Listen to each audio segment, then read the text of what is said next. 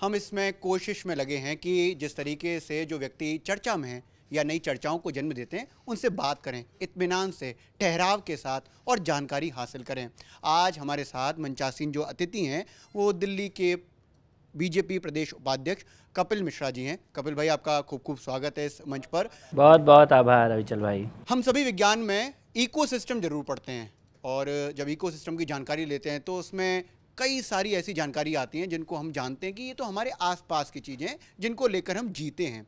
लेकिन कपिल भाई एक कैंपेन चलाते हैं, एक पूरा एक फाउंडेशन चलाते हैं जिसका नाम है हिंदू इकोसिस्टम।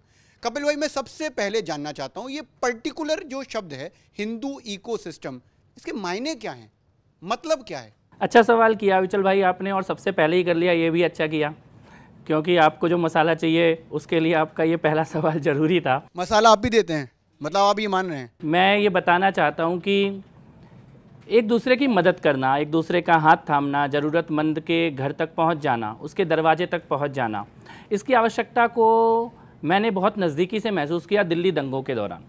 दिल्ली दंगों के दौरान मैंने देखा कि कुछ पीड़ित परिवारों के दरवाज़ों पर कोई नहीं जा रहा था, कुछ पीड़ित परिवारों तक मदद भी नहीं पहुँच रही थी और उनके दर्द की चर्चा भी नहीं हो रही थी, और कुछ ऐसे भी थे जिनके दर्द को बढ़ा चढ़ा के बताया जा रहा था, जहाँ पे अपराधी को ही नायक बताने की कोशिश भी की जा रही थी। मैं आपको दो छोटे छोटे उदाहरण देता हूँ, उससे आपको शायद ये समझ आएगा कि ये क्यों बनाना पड़ा इस प्रकार का एक टीम। पहला उदाहरण, दिल्ली दंगों के दौरान एक शख्स शाहरुख पठान, जो कि आप सब ने देखा टीवी पर, वो बंदूक लेके पुलिस वालों को मारने के लिए आया, फिर अरेस्ट भी हुआ, बाद में पैरोल पे भी छूटा। वो व्यक्ति टीवी पर था, कैमरे पर था, उसका नाम सभी चैनलों को पता था, सभी पत्रकारों को पता था। लेकिन इस देश में एक बहुत बड़े पत्रकार ऐसे भी थे जिन्होंने रात को 9 बजे फ़ोटो तो शाहरुख पठान की दिखाई, वीडियो शाहरुख पठान का दिखाया, लेकिन जानबूझ के उसका नाम अनुराग मिश्रा बताया। इतना बड़ा ब्लंडर पूरे दुनिया में कोई भी पत्रकार करता तो उस दिन उसका करियर ख़त्म हो जाता, पर यह महान तथाकथित मैग्सेसे पुरस्कार से सम्मानित पत्रकार इसी में अपना गौरव महसूस कर रहे थे कि उन्होंने ऐसा कोई झूठा एजेंडा चला दिया। ऐसा ही एक दूसरा उदाहरण मैं आपको देता हूं। दिल्ली में जब पिछले साल रामनवमी के दौरान जहांगीरपुरी में पथराव हुआ, रामनवमी की यात्रा पर पथराव के बाद पुलिस ने एक व्यक्ति को पकड़ा, वहां का कबाड़ी था जहांगीरपुरी का, आप सब ने उसको चलाया भी उसकी खबर को, लेकिन रात को 8 बजे वो गिरफ्तार हुआ। सुबह 10 बजे उसको छुटाने के लिए सुप्रीम कोर्ट में बड़े बड़े वकील खड़ी थे, 5 बड़े बड़े वकील। वो जहांगीरपुरी के कबाड़ी को वो 5 बार बड़े बड़े वकील कैसे मिल गए? आपको और हम अपना घर भी बेच देना हम लोग, तो हमें वो वकील नहीं मिल सकते, और 24 घंटे में तो कभी भी नहीं मिल सकते। ये है इकोसिस्टम। और इस प्रकार के इकोसिस्टम को हम लोगों ने जब देखा तो मुझे ऐसा लगा कि जो लोग छूट जाते हैं, जिनको ये बड़े बड़े वकील नहीं मिलते, जिनको ये बड़े बड़े पत्रकारों का समर्थन नहीं मिलता, उन तक भी कोई तो पहुँचे।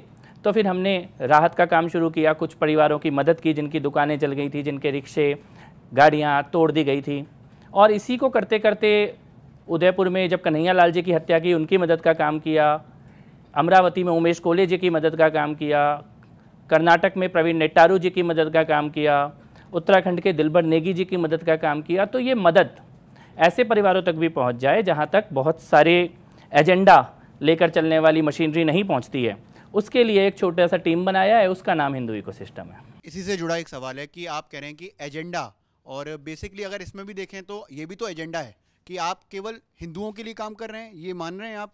क्या आपने हिंदू इकोसिस्टम के ज़रिए किसी मुस्लिम का कोई घर जो है उजड़ा है उसको बसाने का काम किया, उसको रोज़गार देने का काम किया? क्या हिंदू इकोसिस्टम ये करता है? हमारे करावल नगर का एक क्षेत्र है जहाँ से मैं चुना गया था, आप वहाँ पे जाइए, वहाँ पर श्री राम कॉलोनी एक इलाका है जो शायद दिल्ली की सबसे बड़ी उन लोगों की बस्ती है जिनके बारे में आप बार बार पूछते हैं कि उनके लिए क्यों नहीं किया, उनके लिए क्यों नहीं किया।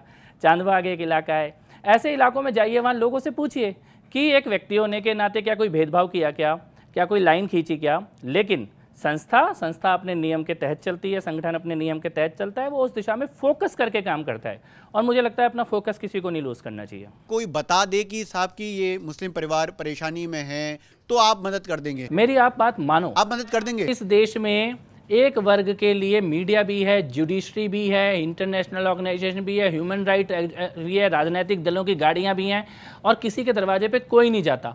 जिसके दरवाजे पे कोई नहीं जाता, हमने वहां जाने की कोशिश की है, किसी को छोड़ने की कोशिश नहीं करी है। बहुत बड़ा इकोसिस्टम है जो सरकार के बाहर है, जिसमें इंटरनेशनल ऑर्गेनाइजेशन आती है, ह्यूमन राइट ऑर्गेनाइजेशन आती है। मैं ये कह रहा हूँ कि हम छोड़ नहीं रहे, जो छूट गए हैं उनको जोड़ रहे हैं, इसमें तो हाथ बटाना चाहिए।